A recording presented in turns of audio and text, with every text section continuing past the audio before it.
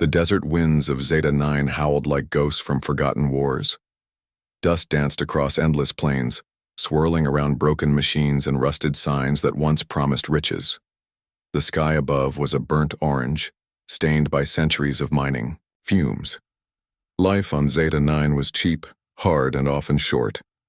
Trevor Kane guided his old hoverbike through the rocky trail, his eyes hidden behind cracked goggles. He wasn't here to make friends. He wasn't here for wealth either.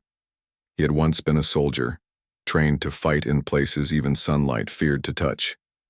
Now, he was just a man trying to forget. He drove near the edge of the cargo rail line. Trains moved like beasts of metal across the land, carrying minerals and machines from one end of the planet to the other. Nothing stopped those trains, not people, not animals, not even other machines. If something was on the tracks, it would be gone in seconds. Trevor knew this. Everyone on Zeta 9 did. That's why the sight before him made him hit the brakes so hard the bike skidded in the dust. At first he thought it was a trick of the light, a strange shape lying across the tracks. But as he moved closer, his stomach twisted.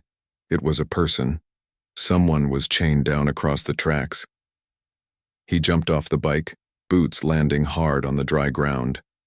The train was coming. He could feel it through the vibrations beneath his feet. He didn't have much time, he ran. As he reached the figure, his breath caught. It wasn't a human, it was a woman, yes, but alien. Her skin shimmered like moonlight on water, a deep violet tone with faint glowing lines that pulsed softly. Her hair flowed like silver silk, tangled and covered in dust. She was unconscious, her arms stretched above her head, locked and glowing, chains that held her to the tracks like a prisoner waiting for doom. Hey, wake up, Trevor shouted, kneeling beside her. No response. Her eyes remained closed, her breathing shallow. He looked up. The train was visible now. Just a line of smoke and flashing lights in the distance, but coming fast. In a minute, it would be here. Trevor pulled out his plasma knife and tried cutting the chains. Sparks flew. The blade skidded off with a shriek. What kind of chains are these? He muttered, trying again. No use. He stood up, scanning the area. There, just off the rails, a control box half buried in the sand. Maybe it controlled the locks. He ran. Dust filled his mouth as he skidded to the box and ripped it open. Inside were tangled wires and a glowing keypad. Military tech, not local. He had seen devices like this in the war. He didn't have the code, but he had a trick. Trevor took out a small chip from his belt, a hacking spike he'd kept from the battlefield. He jammed it into the port. The device hissed, beeped, then flashed green. The chains released. Trevor turned just in time to see the woman's arms drop free. The train was almost there. He ran back, heart pounding. He lifted her, lighter than he expected, and threw them, both off the tracks, landing hard on the rocks just as the train screamed by with a thunderous roar. Wind and dust blasted over them. For a moment, the world was just noise and heat.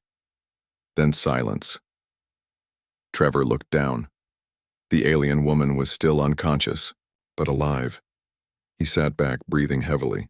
His body ached, but he was smiling. He had no idea who she was or why she'd been chained to die. But one thing was clear.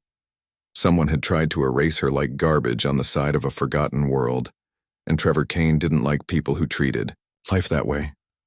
He brought her to a small shelter carved into the cliffs, hidden behind rocks and thick metal doors. It wasn't much, just a single-room structure with old furniture and some emergency gear. But it was safe. He laid her on the cot and started cleaning the dust from her face. The strange glowing lines on her skin had dimmed, but they were still, warm to the touch. She didn't wake for hours. Trevor used that time to check the chains. Advanced tech, possibly Velsharan design. He had fought against Velshara years ago in the border wars. Their tech was beautiful but dangerous. And this woman, she looked like one of them, but she had been left to die. That didn't make sense. Trevor kept his gun close as he sat beside her. When she finally stirred, her eyes fluttered open. Silver, glowing silver. She looked around quickly, then tried to sit up. Pain flickered across her face. Easy. Trevor said, holding out a hand. You're safe. For now. She stared at him, then at her hands, now free of chains. Her voice was soft but clear. You helped me? Trevor nodded. Didn't seem right, leaving you there. Her expression was unreadable. You don't know who I am. No, he admitted. Should I? She hesitated. They left me to die because I refused to sign a war order. Trevor raised an eyebrow. Who's they? My own people, she whispered. Trevor leaned back. He had saved a stranger, an alien, one who might be very important. And now, he was in the middle of something far bigger than he expected. The night came, cold and full of questions. Trevor watched the stars above and thought of the train. How close he had come to dying. He didn't regret it, not for a second. Because somewhere deep inside, something had awakened. A purpose, a reason to care again. And in the silence, the alien woman stared at the sky too. Her name was Alira, and she was not meant to die, not yet. The shelter was quiet. Only the soft hum of the generator and the occasional whistle of desert wind broke the silence. Trevor sat at the table, sharpening a dull blade. His eyes often shifted to the cot where Alira lay. She had fallen asleep again, worn out from pain and weakness. Her breathing was steady now. Better than before, she was safe, for the moment. But Trevor knew Zeta 9 well. Nothing stayed hidden for long. The next morning, Alira woke to the smell of warm food. Trevor had managed to cook some dried meat and heat clean water for tea. It wasn't fancy, but it was enough. She sat up slowly, blinking as light came through the cracked window. You have food? Trevor nodded. Some, not much, but you need it more than I do. She reached for the cup with shaking hands. Her silver eyes watched him carefully. You are strange for a human. Trevor smiled faintly. That's the nicest thing someone said to me this year. Alira took a sip. Most would have walked away, or sold me for credits. Most aren't me, he replied simply. She nodded, as if understanding something unspoken. After a few moments, she spoke again. Do you know who I am? I know you're not from around here, he said. Your chains weren't made by miners or slavers, and your skin glows. That's not normal. I am Velsharan, she said softly. My people live beyond the spiral rift. Our empire stretches across 7 systems. Trevor leaned back. Velshara, I fought near your borders years ago. The war was cold, but close to boiling. She looked down. I tried to stop that war, that's why they chained me. Trevor stared at her. What do you mean? I am Alira Velsharan, she said. Princess of the High House. I was born to lead, but I chose peace. She reached for the broken chain fragments Trevor had kept on the table. I refused to sign the war accord against your kind. They called it betrayal. They wanted a symbol to start a fire, so they made me disappear. Trevor felt a cold chill. They left you to die? To start a war? Yes, she whispered. If the humans were blamed for killing me, the war would begin. Millions would suffer. They wanted that. Trevor looked away, his jaw tight. He had seen war. He knew what it destroyed. Cities, families, hope. And now he realized, saving this one woman might have stopped something much worse.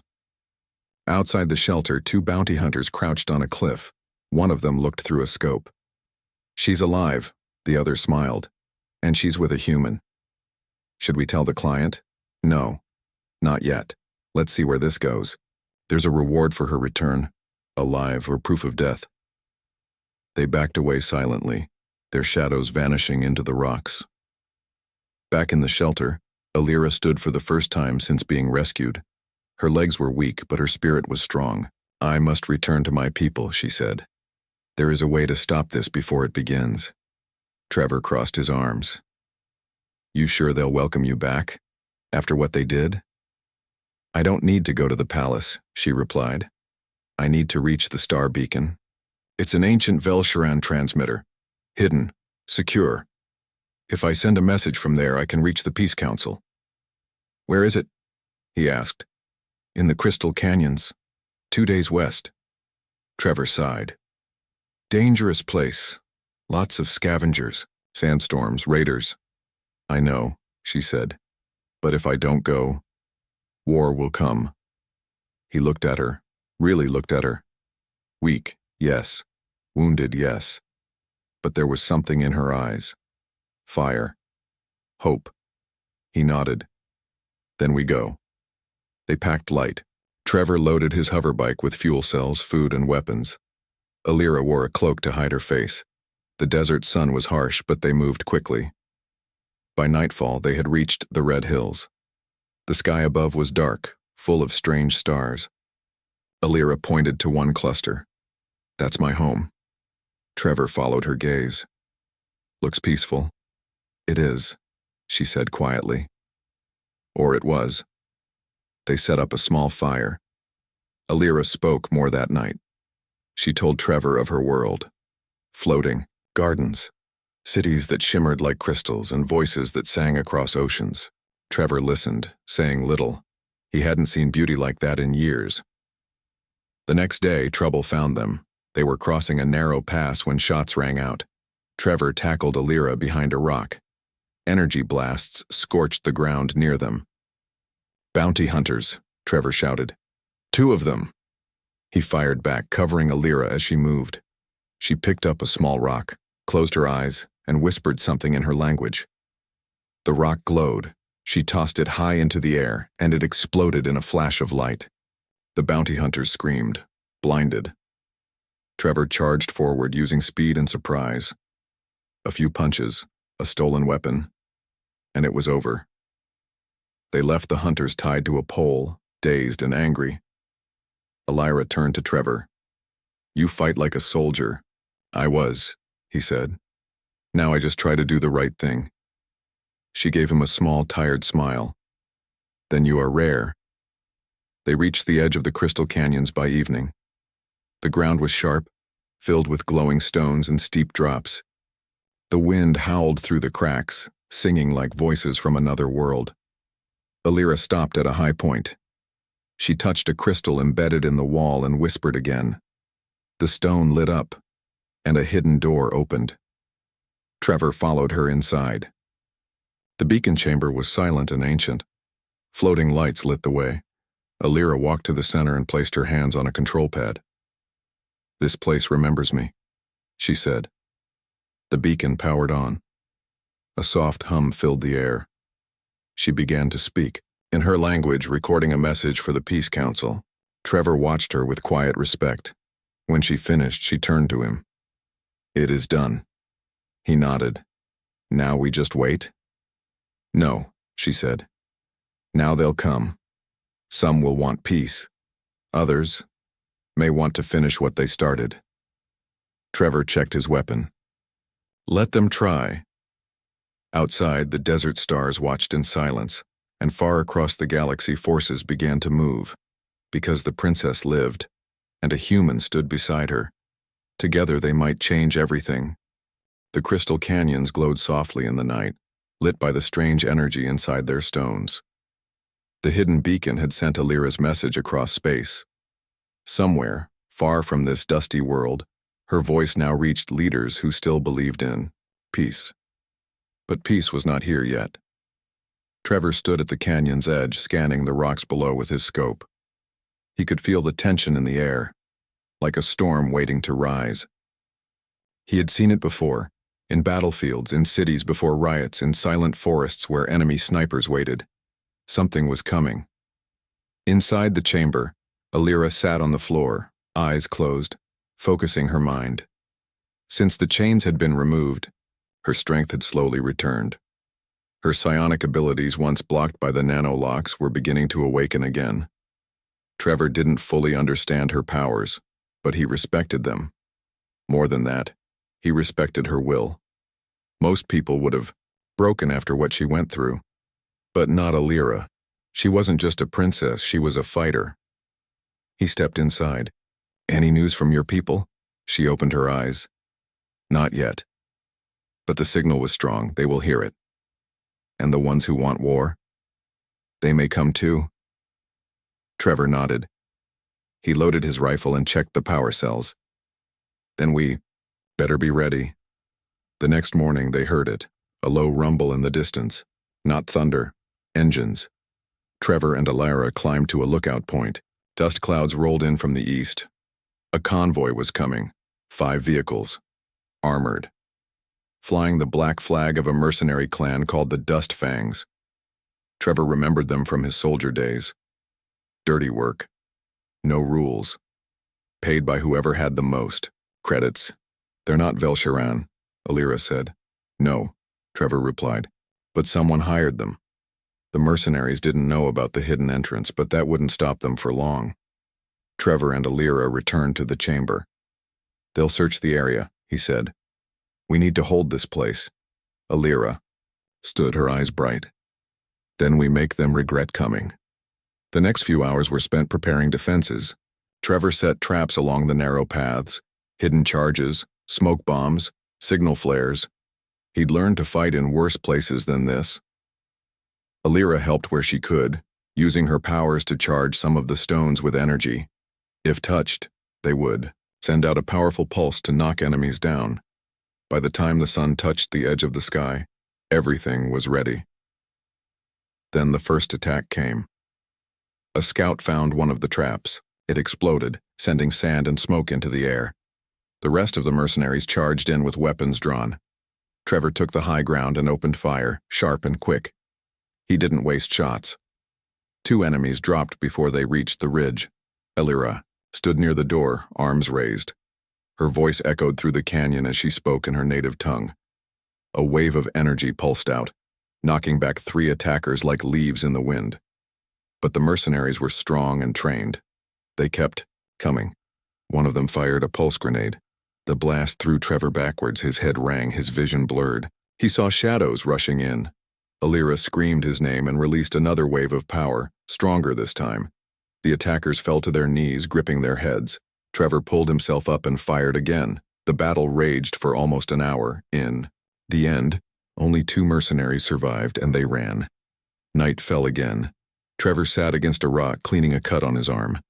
Alara sat nearby, her body glowing faintly from the power she had used. "Are you all right?" she asked. "I've had worse," Trevor said, smiling slightly. "You fought well." "So did you." They looked at each other for a moment, quiet understanding passing between them. Then Trevor spoke. "They'll send more."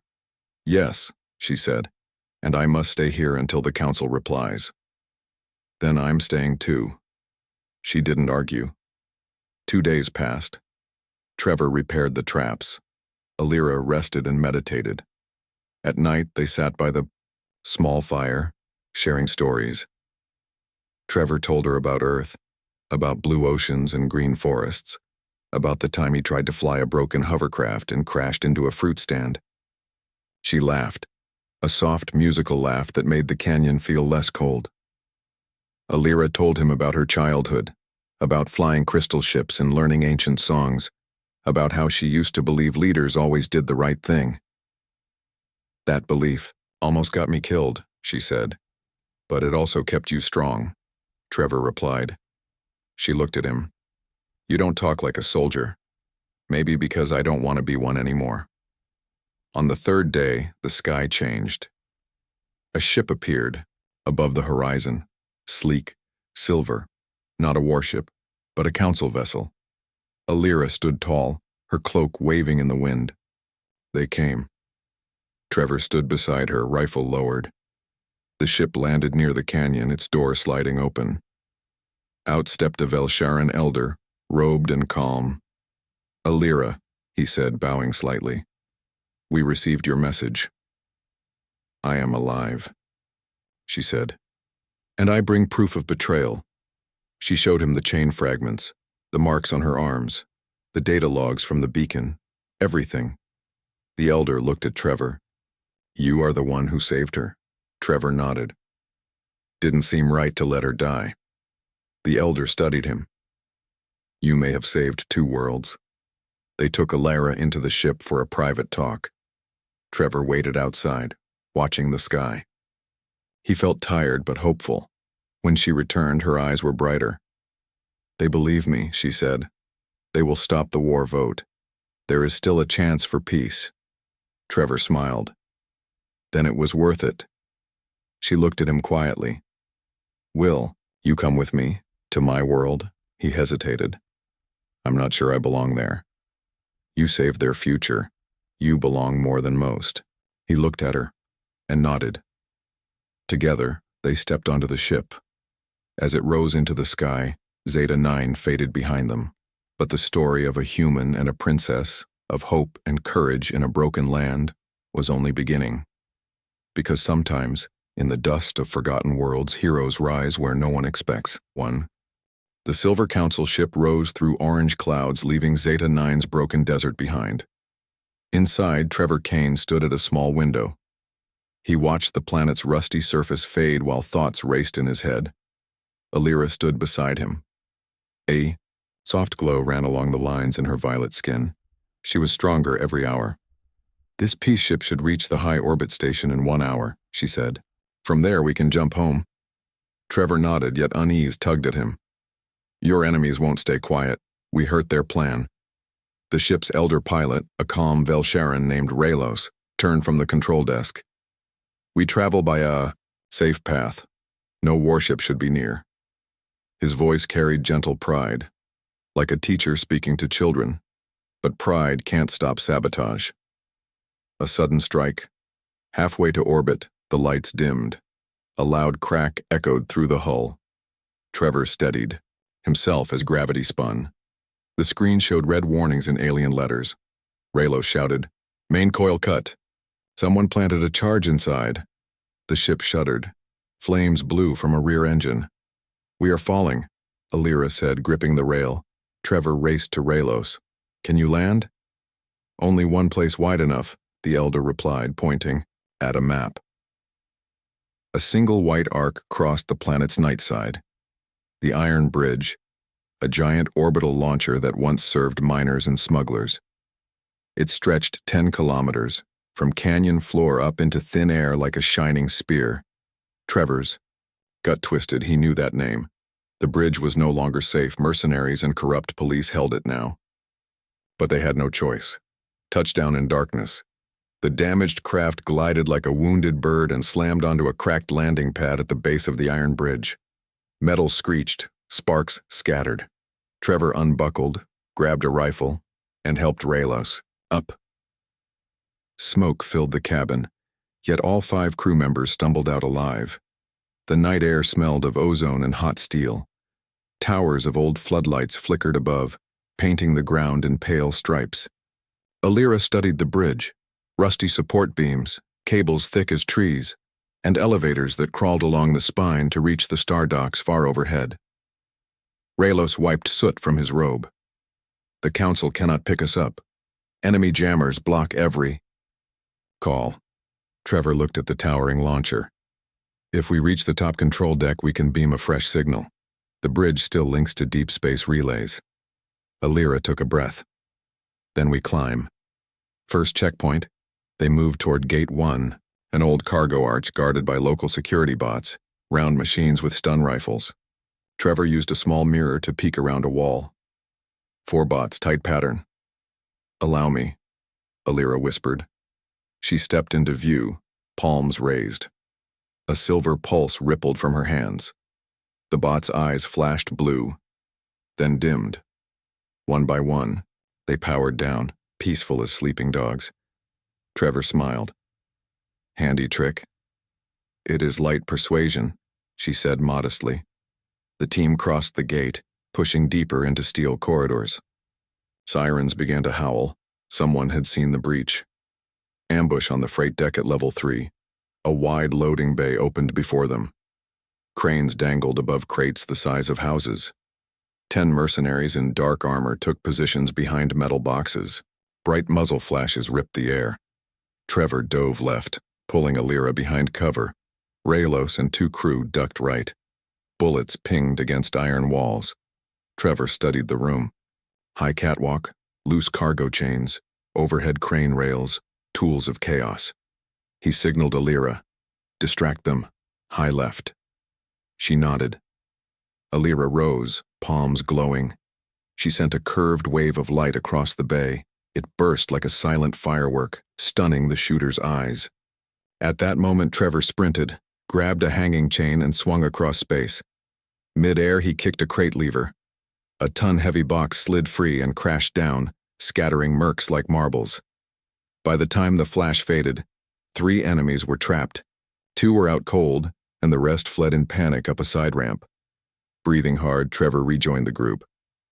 Levels above will be worse, he warned. Elevator ride of tension to save time, they squeezed into an old personnel lift that climbed the bridge's spine. The cage jerked upward, metal rattling around them. Each floor that slid past showed glimpses. Workers held at gunpoint, crates of stolen weapons, stacks of illegal minerals. Raylos looked grim. The bridge has fallen far from its purpose. Suddenly, the lift halted between level 6 and 7. The overhead speaker hissed. A cold voice spoke basic with a Velsharan accent. Princess Alira, give yourself up. The throne needs a martyr. Your human toy can watch.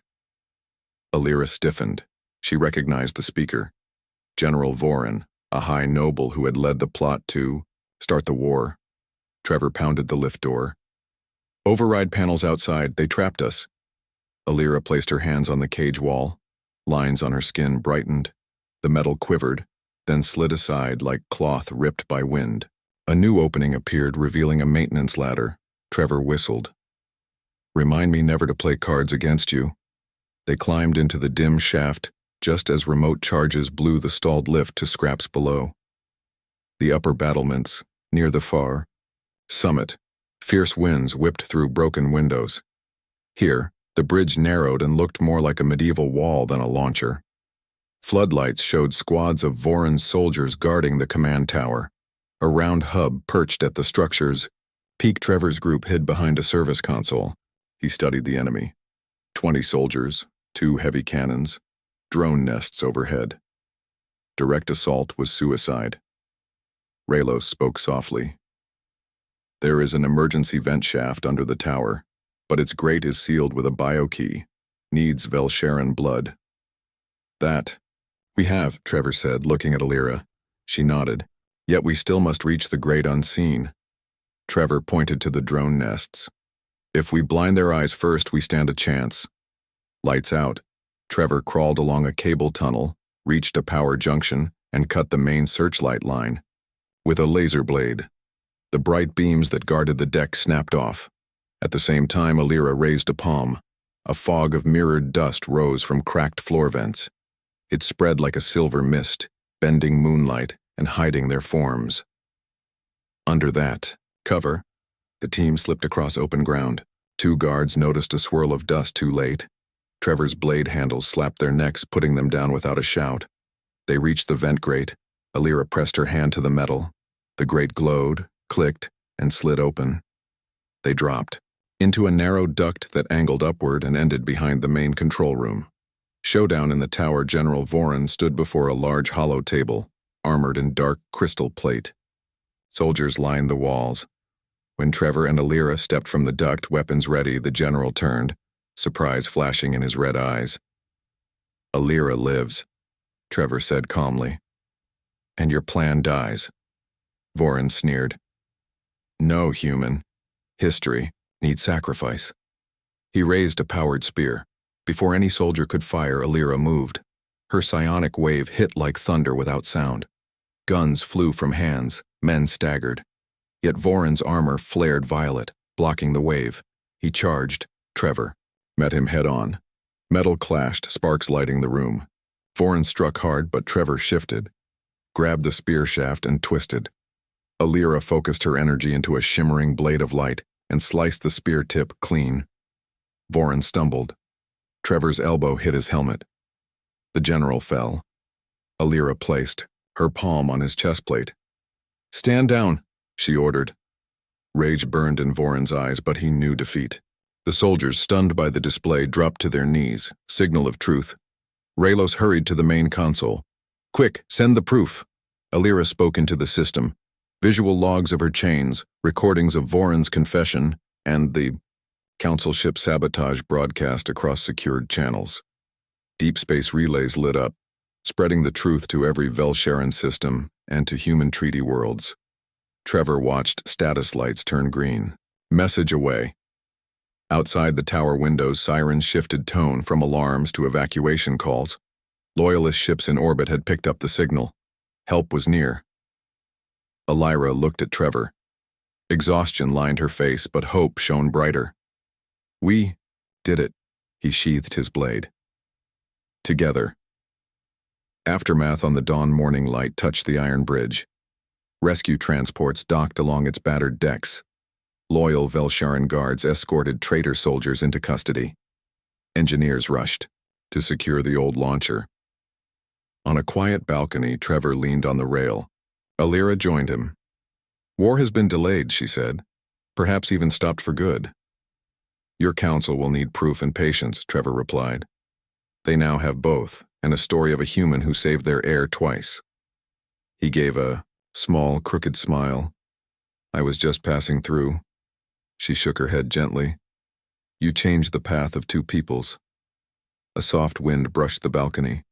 Below, sunlight bounced off crystals in the canyon, the same desert dust that had almost claimed her life days before.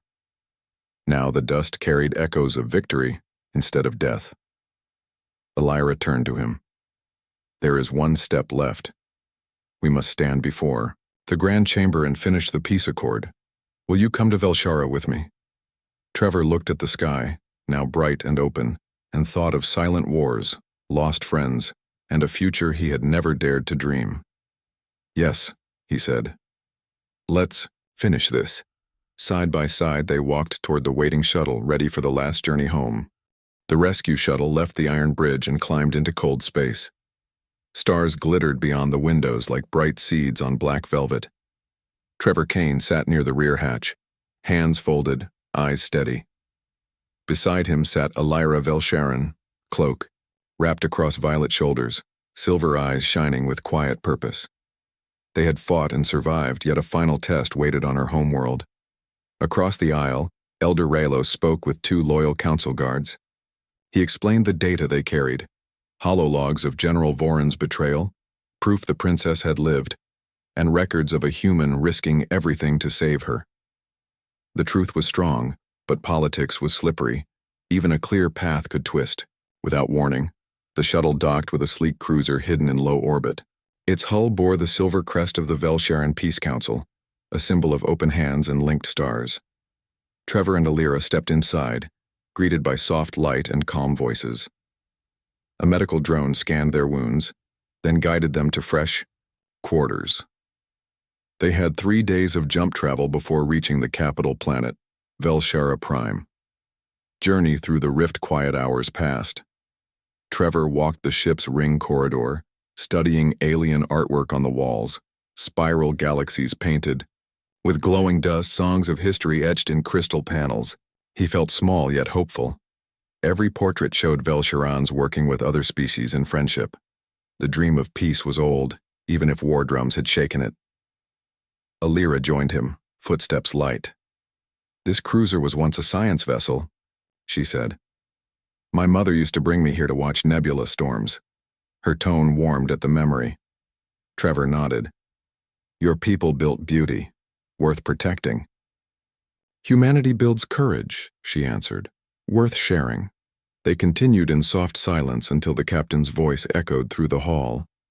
"We enter the spiral rift in 2 minutes. All guests, please secure yourselves." The rift was a tunnel of folded space, fast but rough. Trevor and Alira strapped into seats near a viewport. Outside, stars stretched into colored streaks, then burst into swirling mists.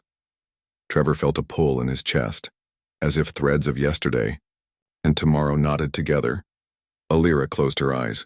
Faint silver light traced along her skin, calming the pressures around them.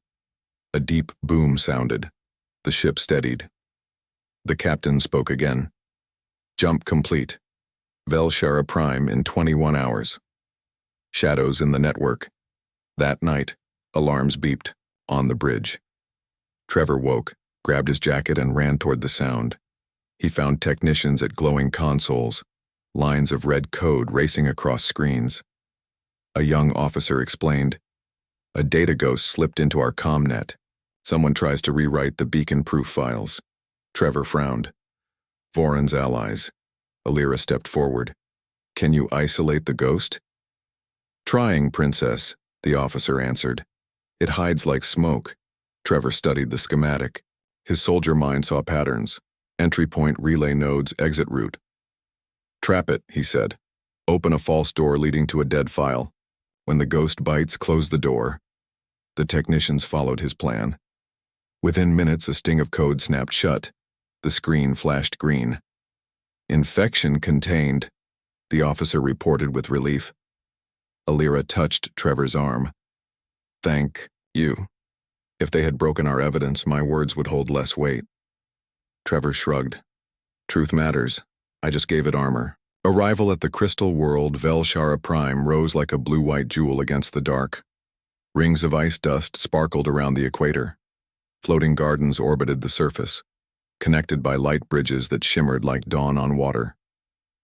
Trevor watched through the viewport, breath caught. He had never seen anything so bright and calm. The cruiser descended toward the grand spire, a sky-piercing structure of glass and living crystal.